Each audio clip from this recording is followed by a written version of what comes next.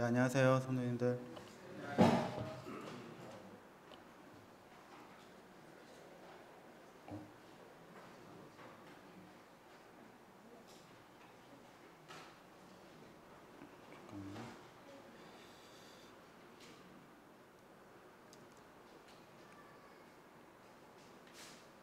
이거 껐다가 좀 다시 한번 나왔구나.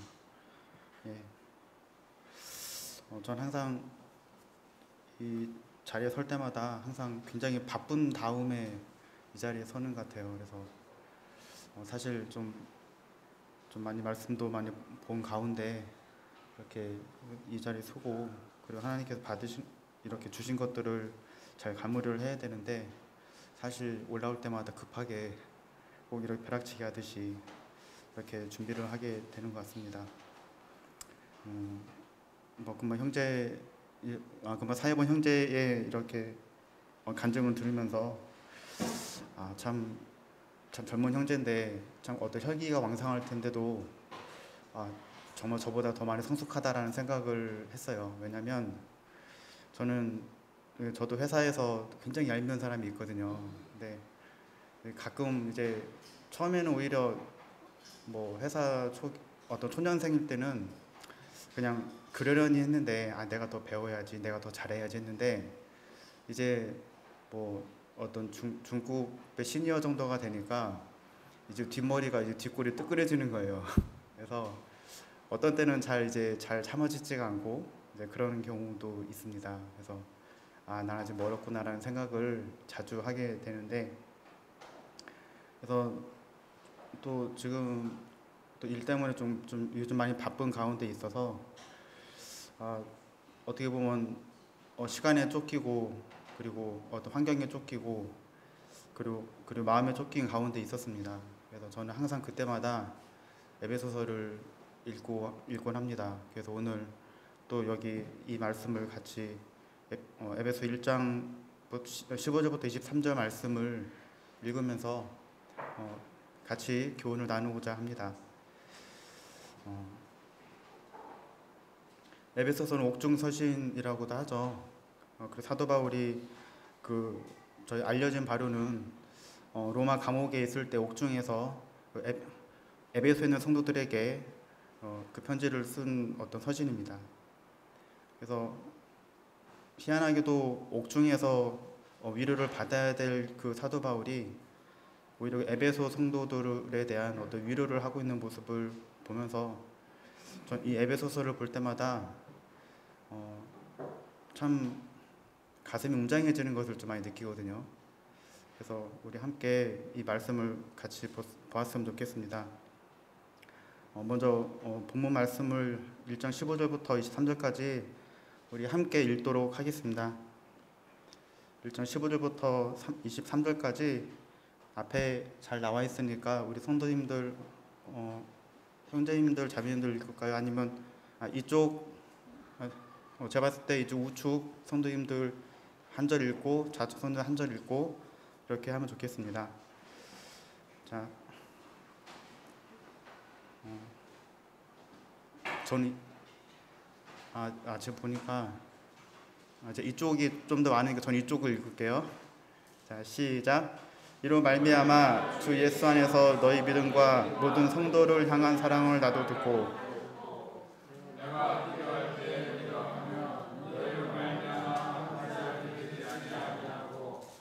우리 주 예수 그리스도의 하나님 영광의 아버지께서 지혜와 계시의 영을 너희에게 주사 하나님을 알게 하시고,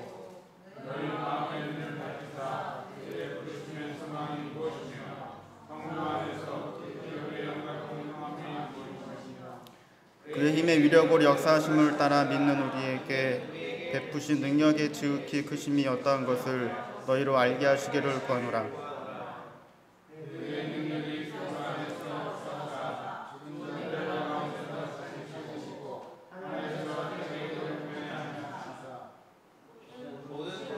권세와 능력과 주권과 이 세상뿐 아니라 오는 세상을 일컫는 모든 이름 위에 뛰어나게 하시고, 또 만물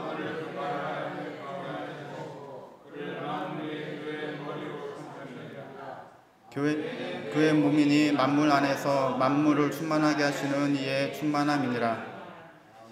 예. 먼저 이 본문 말씀을 같이 읽어봤는데요. 15절에서 16절까지 내용을 보면 일단 사도 바울의 감사가 나오고 그리고 17절에서 19절까지는 에베소 성도들을 위한 기도의 내용들이 나옵니다. 그리고 20절에서 22절까지는 하나님의 능력에 대해서 진술이 나오고 그리고 23절에는 이 교회가 무엇인지에 대한 굉장히 한 문장으로 함축된 이 성경 말씀이 나오는데요. 15절, 16절 말씀을 보면 이제 이로 말미암아 이 앞에서 그 어떤 에베소 성도들이 어떻게 해서 이런 성도들로 이렇게 됐는지에 대한 내용을 쭉 나오고 이로 말미암아 주 예수 안에서 너희 믿음과 모든 성도를 향한 사랑을 나도 듣고 나오는데 제가 아이들을 키울 때에 가장 듣기 좋은 그런 말이 있어요. 왜냐면은 아이들이 칭찬받을 때 우리 수아는 왜 이렇게 이쁘게 참 인사도 잘하고 얼마나 예뻐 얼마나 좋은지 모르겠어요. 아마 그것처럼 이 사도 바울도 에베소 성도를 생각할 때마다 에베소에 같이 있지 못하지만 아마 그 자기가 이렇게 복음을 전하고 또 같이 이렇게 강론하고 했던 그 성도들이 신앙생활을 잘한다고는 그런 소식을 들을 때 가장 좋았던 것 같습니다. 그래서 주 예수 안에서 너희 믿음, 이 믿음이라는 것이 무엇일까를 한번 우리가 좀 생각을 하게 되면 히브리서 11장 1절에 보면 믿음은 바라는 것들의 실상이라고 나와 있잖아요. 그래서 이 믿음은 하나님 바라는 것들의 실상인데 바라고 있기 때문에 어떻게 하고 있는가를 수많은 어떤 믿음의 선진들의 예를 통해서 잘 보여주고 있어요. 근데 사실 저는 거기에 발끝에도 닿지 못하거든요. 그리고 오히려 내가 정말 믿고 있나? 어떻게 보면 믿음이란 하나님을 신뢰한다는 의미가 되기도 하는데 근데 때로는 오히려 하나님 저한테 왜 이러세요 도대체? 라고 질문하기도 하고 하나님 어디 계세요? 라고 질문을 하기도 합니다. 우리는 저는 연약하기 때문에 항상 당연히 하나님께 대한 무한한 신뢰를 할 수 없는 것은 맞는 것 같아요. 그것을 인정을 해야 되는데 많은 경우는 뒤에도 또 나오겠지만 제 눈이 가리워서 하나님을 보지 못하는 경우가 많이 있는 것 같습니다. 그렇지만 구름이 해를 가린다고 해서 해가 없는 건 아니잖아요. 그것처럼 태양이 보이지 않지만 하나님은 태양이 보이지 않지만 태양이 없지 않은 것처럼 우리가 때로 우리의 믿음이 흔들려서 하나님이 보이지 않는다고 해서 하나님은 없다고 말할 수 없는 것처럼 그렇지만 우리는 한 가지 분명히 알 수 있는 사실은 어떻게든 하나님이 우리 삶에서 역사하고 계시다는 사실을 우린 믿고 있지 않습니까? 그래서 말씀을 볼 때마다 오히려 그걸 깨닫고 다시 이렇게 돌아오게 되고 다시 하나님께 기도하게 되는 것을 볼 수가 있습니다. 이 말씀을 읽어보면 여호와여 내가 알거니와 사람의 길이 자신에게 있지 아니하니 걸음을 지도함이 걷는 자에게 있지 아니하니이다. 이 하나님은 영원히 우리 하나님이시니 그가 죽을 때까지 인도하시리로다.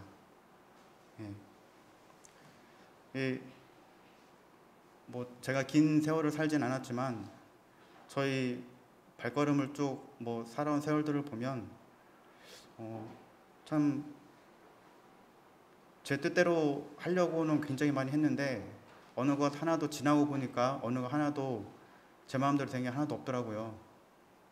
그리고 이렇게 쭉 지나가 보면 제 의지대로 하려고 했던 거는 거의 다 잘 안 됐고요.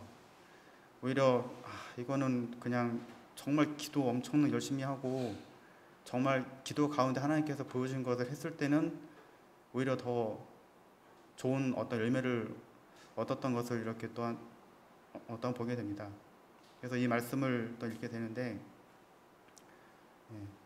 결국에는 우리가 하나님을 믿는다는 것은 하나님을 범사 하나님이 나의 길을 인도하신다는 것이고, 저에게 어떤 일이 있더라도 그리스도인들에게 우연함은 없다는 그런 말이 있는 것처럼 우연함이 없구나, 그런 사실을 인정할 수밖에 없는 것 같아요.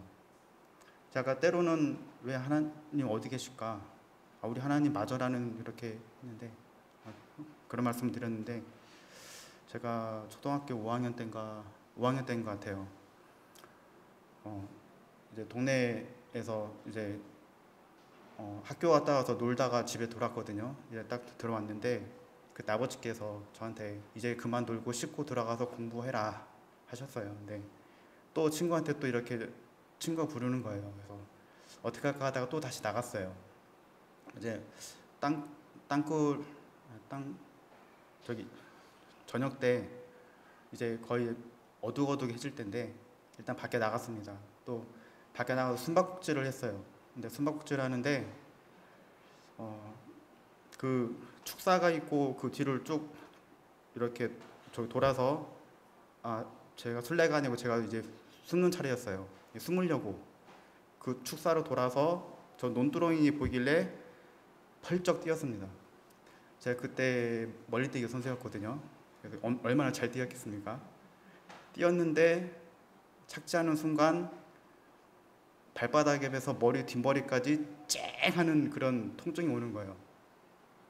알고 보니까 그 강목에 못이 이렇게 있었던 거예요. 그 정통으로 그냥 밟아버린 거예요. 그래서 저희 집까지 한 100여 미터가 됐는데 처음에는 기어서 그 논두렁을 올라가고 이제 그쪽 깨갱가발을 찍고 막 가다가 넘어졌어요. 네. 넘어지면서 또 오른쪽 다리였는데 거의 또 짚었어요. 안 되겠다 해서 그때 왜 어떻게 그 생각을 했는지 모르겠는데 일단 흔들어서 잡 뺐어요 이거를. 근데 이를 악물고 하니까 되더라고요. 그래서 자매님들 비유 좀 약하신 자매님들도 계실 텐데, 근데 정말 그때 몸이 막 덜덜 떨리는 통증이 있는데 다행히 정신을 잃지는 않았거든요. 근데 어쨌든 그렇게 해서 집에 어떻게 해서 기어서 왔습니다. 정말 기어왔던 것 같아요. 그래서 이제 할머니가 계셨는데 할머니 놀라셔가지고 저 막 누워서 있는데 막 통증이 계속 욱신욱신 주는 거예요. 여기 다리 한쪽 전체가 다 아파요. 그러게 있는데 아버지가 들어오셨어요. 근데 아버지가 들어오셨는데 저는 이제 좀 약간 무서웠죠. 왜냐하면 아버지 말씀 안 듣고 나가서 놀다가 그랬으니까 저 할 말이 없는 거예요. 그래서 근데 할머니가 그 말씀 하시자마자 아버지가 몽둥이를 들고 오셔가지고 발바닥을 때리시는 거예요. 그래서 막 도망가려고 그 발을 빼려고 막 하는데 그 힘이 제가 됩니까? 저희 아버지가 발목 딱 잡고 막 계속 이렇게 치는데 그래서 그때 들었던 생각이 막 울면서 어떻게든 할머니가 저기 나오셔가지고 말리셨어요. 근데 이렇게 말려셔가지고 방에 들어가서 또 다시 울면서 누워 있는데 굉장히 서러운 거죠. 그 생각을 했거든요. 우리 아버지 맞나? 진짜 우리 아버지 그렇게 했었는데 나중에 알고 보니까 원래 그 못 때문에 저기 생긴 상처는 빨리 주위를 때려가지고 피를 빨리 빼야 된대요. 그 말씀을 안 하셔서 저는 전혀 몰랐던 거죠. 물론 약간의 분노도 좀 있었던 것 같아요. 지금 생각해 보면. 그래서 때로는 맞을 때 제가 잘못했잖아요. 제가 잘못했는데도 불구하고 왜 우리 아버지가 맞나라는 생각을 할 때가 있습니다. 그것을 생각을 하면서 하나님은 우리에게 다 일일이 말씀을 주시기도 하고 그렇지 우리의 어떤 환경을 인도하셔서 칠 때는 정말 매몰차게 치시기도 하지만 그 나중에 보면 그 이유가 있다는 사실을 그때 깨달았던 것 같아요. 그래서 저는 그때 하나님을 좀 하나님도 이런 분이시구나라는 좀 간접적으로 느꼈던 것 같습니다. 그래서 어쨌든 우리의 믿음은 우리가 때로는 하나님 안 보인다고 안 계시다고 할 수도 있지만 실제로 우리의 정말 하나님 믿는 믿음은 하나님은 우리의 삶을 언제나 관여하고 계시고 우리에게를 이를 인도하시고 우리를 죽을 때까지 인도하시는 하나님이라는 사실을 우리는 인정하고 믿을 때 우리가 좀 더 힘을 얻을 수 있을 것 같아요.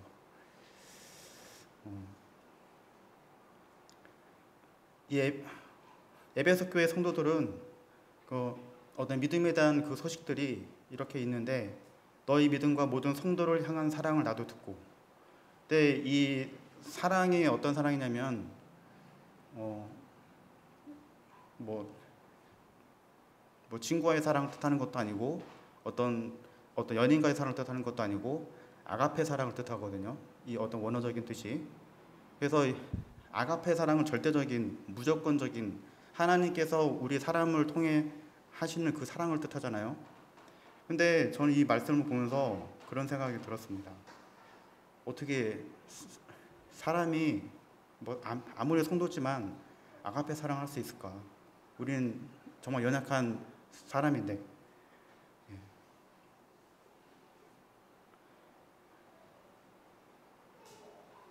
그렇지만 우리가 한편 생각해 보면 하나님께서 할 수 없는 일을 우리에게 명령하시진 않지 않습니까? 그래서 이 성경 구절들을 좀 더 이렇게 보게 되었는데요.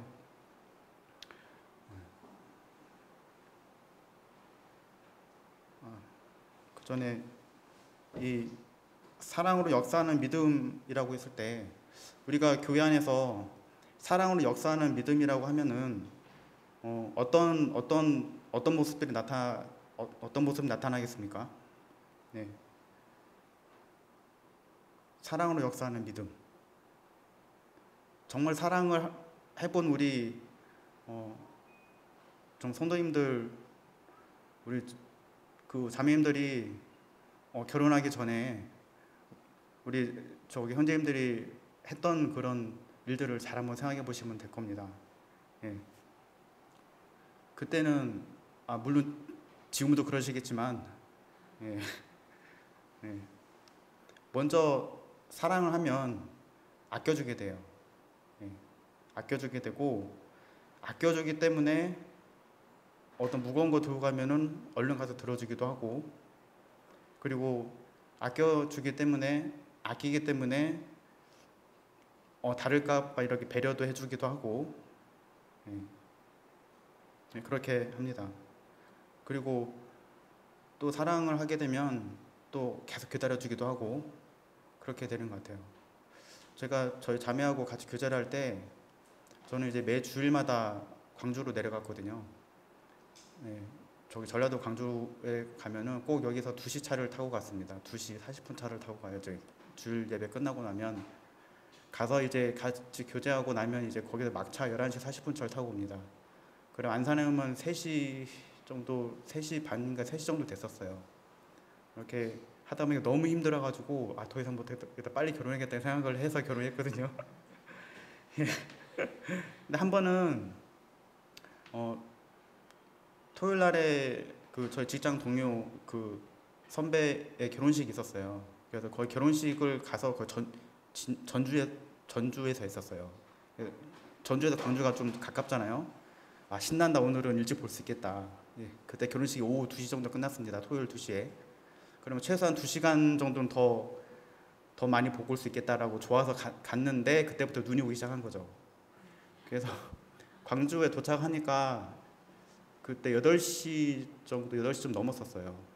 그래서 그때 광주에 눈이 1m가 넘게 왔다는, 예, 그래가지고 제가 평소에 1시간 20분이면 갈 거리가 6시간 정도가 걸렸습니다.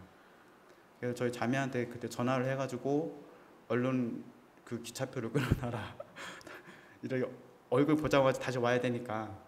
근데 6시간 동안을 추운데 기다리더라고요. 예.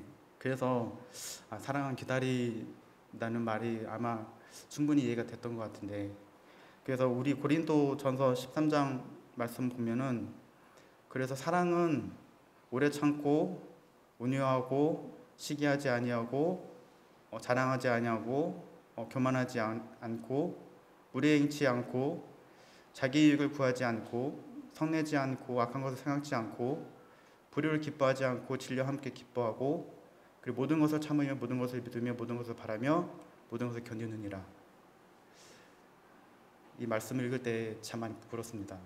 자, 아까 저도 모르게 제 실언을 했습니다. 그때는. 근데 전 솔직히 이 말씀 볼 때 지금의 모습은 참 부끄러워요. 그래서 우리 자매한테 참 많이 부끄러운 부분들이 있는데 아마 앞에 계신 성도님들 우리 형제님들은 아마 그러지 않을 것이라 생각을 하게 됩니다. 그래서 이 아가페 사랑, 이 고린도전서에 있는 이 사랑은 정말 주님께서 우리를 사랑하셨을 때만이 볼 수 있는 그런 사랑들이잖아요. 그래서 근데 그 에베소 성도들은 아가페 사랑을 했다는 거죠. 물론 뒤에 그 요한계시를 보면 첫사랑을 잃어버렸다고 그 말씀이 나오지만 어쨌든 그 사도 바울이 있었던 그 시기에는 아가페 사랑을 했다는 것을 그 성도 사랑을 보여줬다는 것을 우리가 이 성경을 통해서 알 수가 있습니다. 그 사도 바울은 그 사랑을 나도 듣고 내가 기도할 때에 기억하며 너희를 말미암아 감사하기를 그치지 아니하고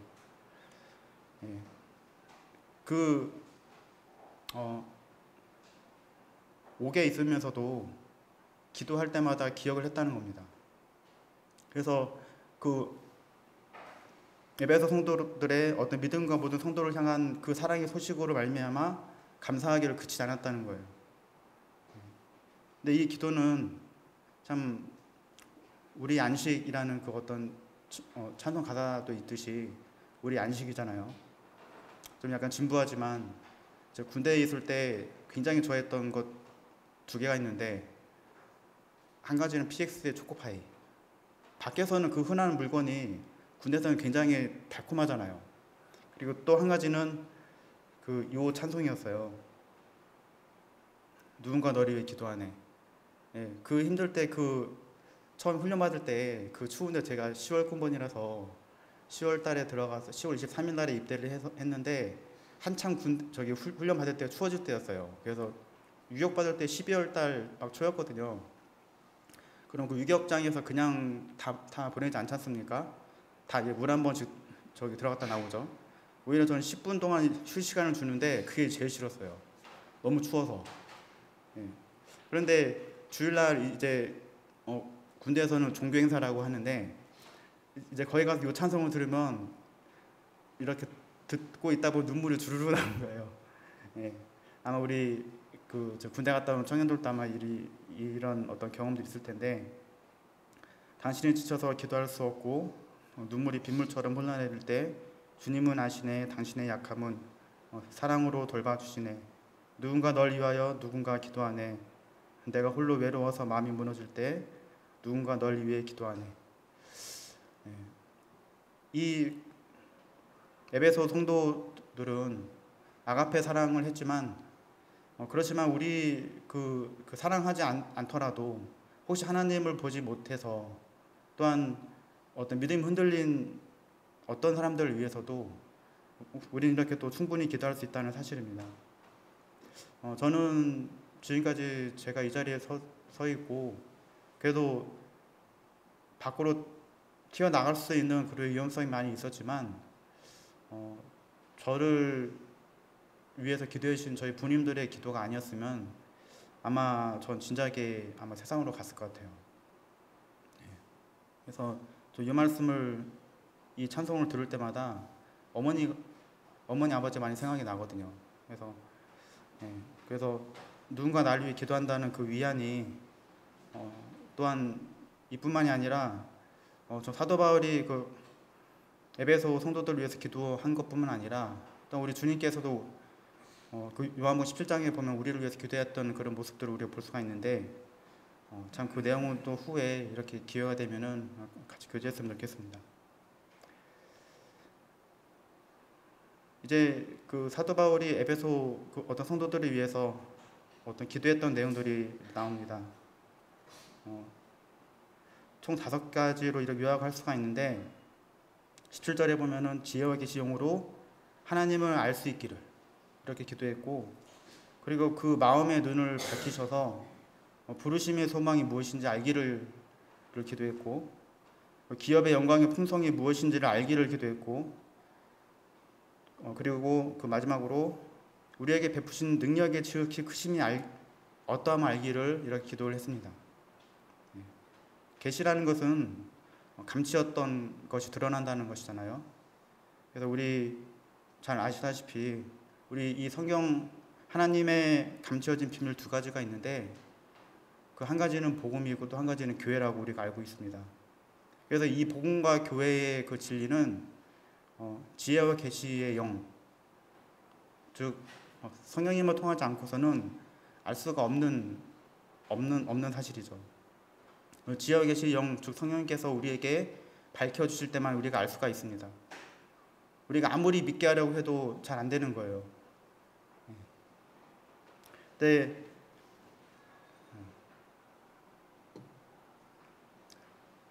하나님을 알게 하시고라고 있는데, 여기서 알게 한다는 그 알다라는 그 뜻은 에피고노시스라고 이런 헬라어인데요. 그걸 단지 머리로 아는 것이 아니라 전인격적으로 어떤 사람을 안다고 하는 것은 그 사람을 한번 봤다고 해서 안다고 할 수가 없지 않습니까? 그 사람과 같이 감정도 공유하고 어떤 활동들을 하면서 같이 몸도 부딪혀보고, 그러면서 그 사람의 성격을 알고 그 사람이 좋아하는 것도 알고 또 싫어하는 것 같이 싸우기도 하고, 그렇게 되면 될수록 점점 더 많이 알아가는 것 같아요. 제가 제일 잘하는 사람 우리 저희 자매입니다. 많이 싸웠거든요. 그래서 전인격적으로 알고 있을 때 그걸 안다고 할 수 있는 거고, 하나님을 알게 하신다는 말은, 그래서 하나님을 그냥 하나님만 보고 그게 안다고 할 수 있는 것이 아니라 하나님과의 교제를 통해서 알아가는 거예요. 하나님 어떤 분이시, 하나님 어떤 때 화를 내시고 어떤 때 칭찬해 주시고 어떤 때 기뻐하시고 하는지를 우리의 삶을 인도하시는 하나님 통해서 우리가 알아갈 수 있다는 거죠. 그러다 보면 범사 하나님을 인정할 수밖에 없게 됩니다.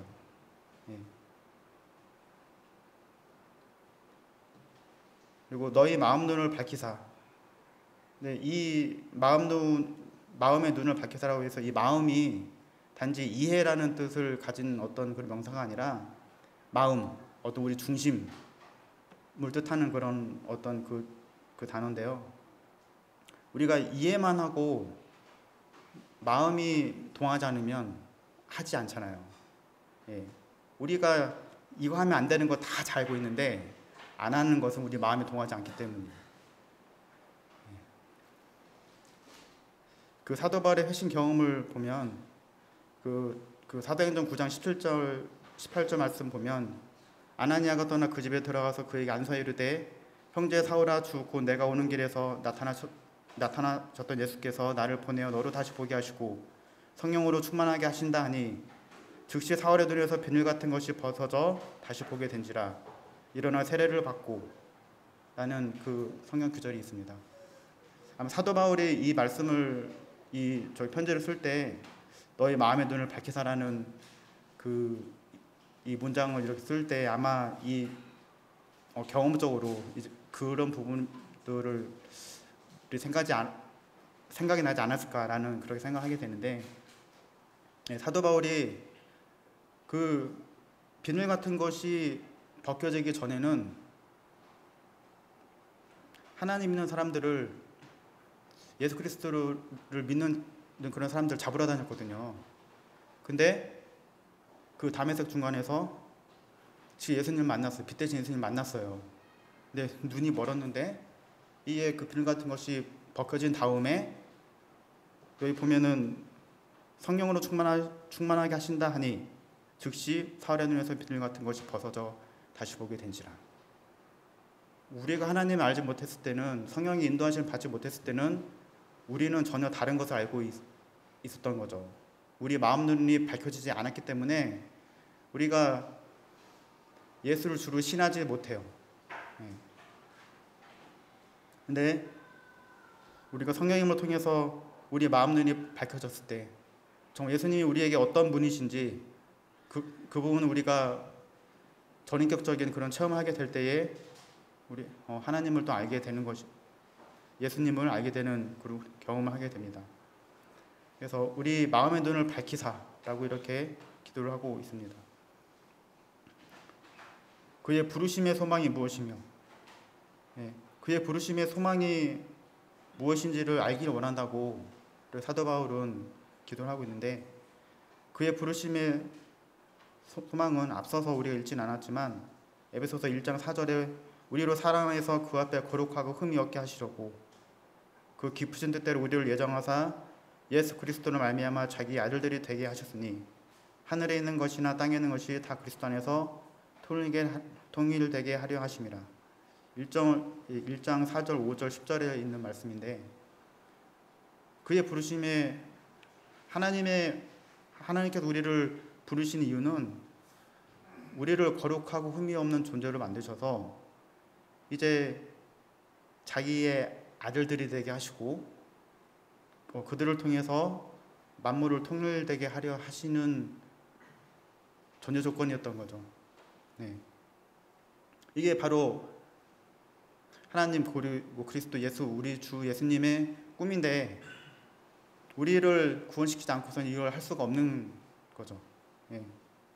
그래서 그의 부르심의 소망이 무엇인지를 알게 되기를 원하고 있습니다. 그리고 성도 안에서 기업의 영광의 풍성함이 무엇이며 기업의 영광의 풍성함을 저도 자주 잊고 지내는 그런 주제 중에 하나입니다. 어떤 회사 일이든 어떤 세상 일이든 이렇게 마음이 계속 어떤 억눌리고 시간에 쫓길 때에 참 하나님을 그 어떤 말씀을 좀 멀리하게 되고 그러면은 잘 까먹게 되는 그런 주제이기도 합니다.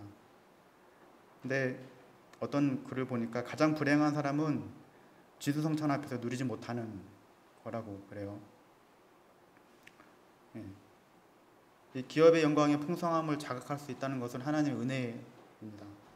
그 하나님의 무한량의 그 세계에 눈을 뜨고 사는 것은 그것 또한 하나님의 은혜입니다. 행복은 성적순이 아니잖아요. 그 식이 이겁니다. 행복은 돈하고 성적에 비례합니까? 욕망과 욕심에 반비례합니까? 자, 연봉이 1,000만 원일 때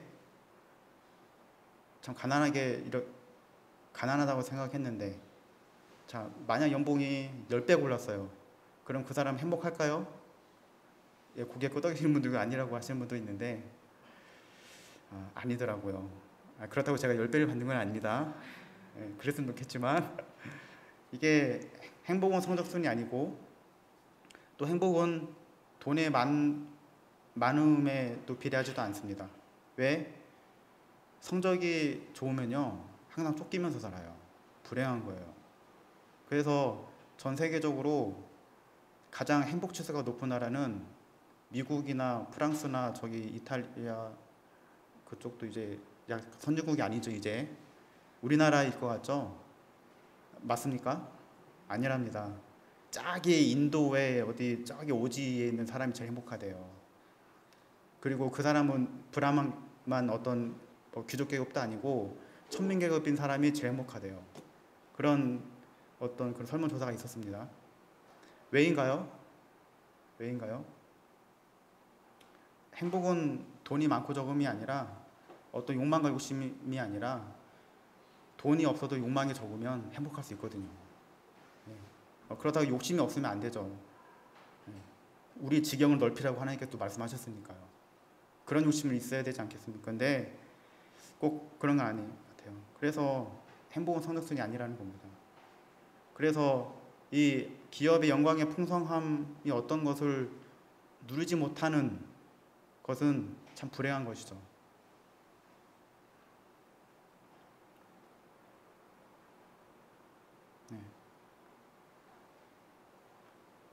우리에게 베푸신 능력이 지극히 크심이 어떠한 것을 알게 하시기를 구하노라.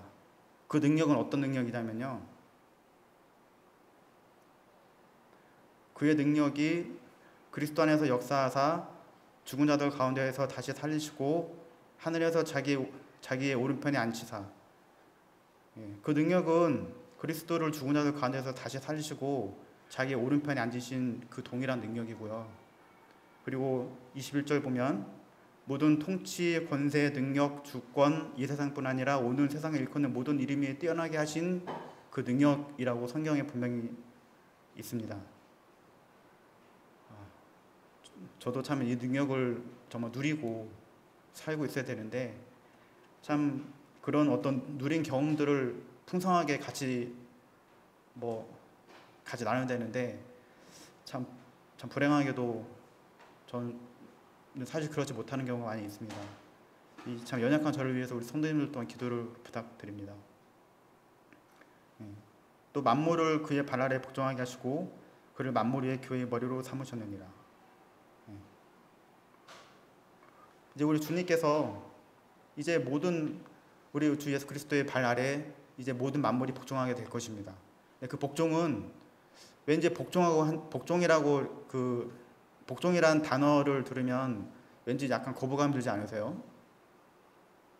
아마 우리 속에 하나님을 대적했던 그런 육체의 어떤 죄성이 남아있기 때문이라고 저는 그런 생각을 합니다.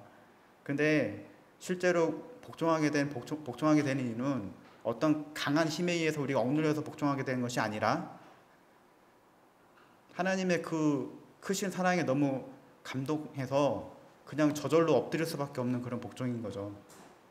그래서 우리가 매 주일마다 예배를 드릴 때에 정말 어떤 때는 참을 수 없는 감동이 있을 때가 있어요. 그것은 그런 모습 또한 우리가 하나님께 복종하게 되는 거거든요. 왜? 하나님의 사랑에 너무 감동돼서 복종되게 되는 거예요.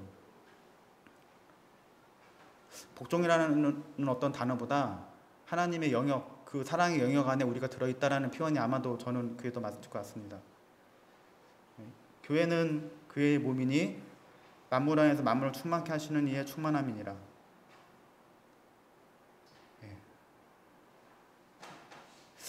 이 마지막 이 말씀을 보면 교회는 그의 몸이니 만물 안에서 만물을 충만하게 하시는 이의 충만함이니라. 저 이 말씀을 보고 이 무슨 말일까 라는 많이 생각을 해봤는데, 교회는 그의 몸인데 만물 안에서 만물을 충만하게 하시는 이의 충만함, 뭘까요? 우리 성도님들 한번 생각해 보셨습니까? 저는 이렇게 분별을 했습니다. 교회는 그의 몸이니 만물 안에서 만물을 충만하게 하시는 우리 주 예수 그리스도의 충만함인데, 어떻게 우리 주님께서 온 세상을 충만하게 하셨습니까? 바로 그의 사랑을 통해서죠. 그래서 교회는 만물 안에서 만물을 충만하게 하시는 이의 충만함인데, 하나님의 아들 예수 그리스도를 대신해서 그 사랑을 온 세상에 전파할 수 있는 그런 책임이 부여된 그런 것입니다. 그래서 이 이사야서 11장 6절 9절 좀 긴데요.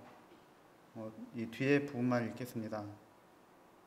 여기 보면은 아마 에덴 동산이 나오죠. 여기 보니까 표범이 어린 염소와 함께 누우며 송아지 어린 사자와 살찌짐승 함께 있어 어린 아이에 끌리며, 이렇게 쭉 나오잖아요.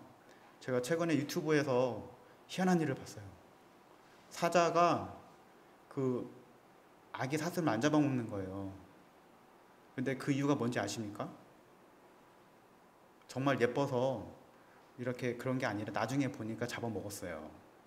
그 이유는 뭐냐면, 그 안 잡아먹었던 이유는 나중에 두고 먹으려고 그랬던 겁니다. 예, 그랬대요. 먹었대요, 결국에는.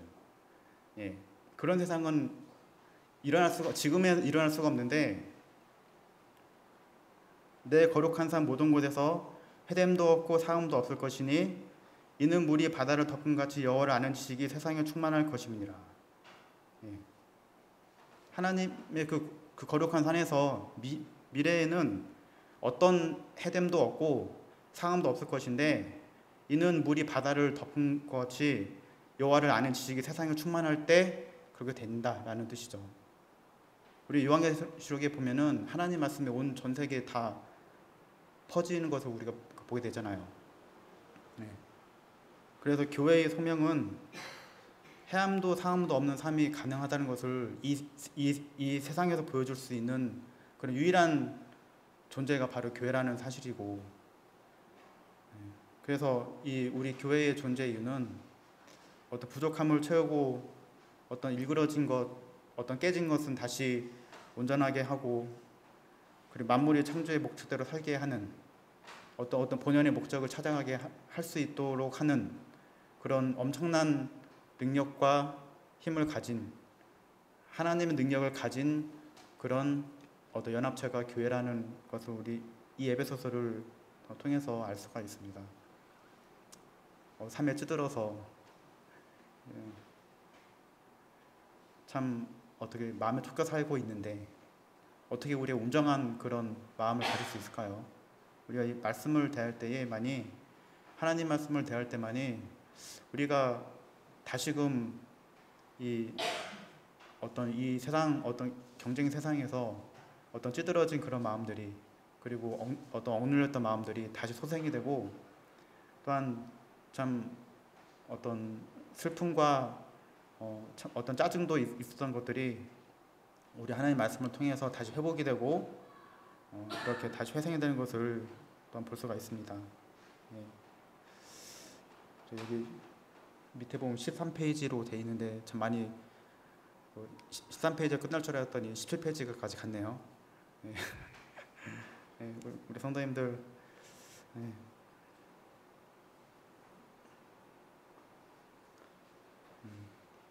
에베소서 2장 4절에서 6절인데요. 긍휼이 풍성하신 하나님, 우리를 사랑하신 그 큰 사랑을 인하여 허물로 죽은 우리를 그리스도와 함께 살리셨고 또 함께 일으키사 그리스도 예수 안에서 함께 하늘에 앉히시니, 우리는 이 세상에 살고 있지만 하늘의 시민권을 가진 그런 그리스도인이라는 사실을 참 늘 자각하고 그 삶을 함께 누리시기를 바라는 마음이 있습니다. 이상입니다.